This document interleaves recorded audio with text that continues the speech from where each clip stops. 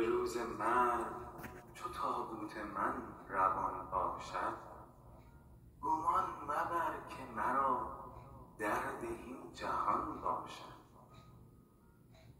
برای من مگرید و مگو دریغ دریغ، به دوغ دیو در افتی دریغ آن باشد.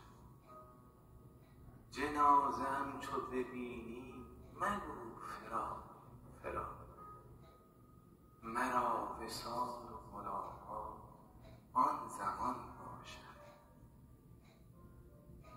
مرا به گور سپاری مگو وداع وداع، که گور پرده جمعیت جنان باشد. فرو شدن چه بدیدی برآمدن بنگر، غروب شمس و قمر را چه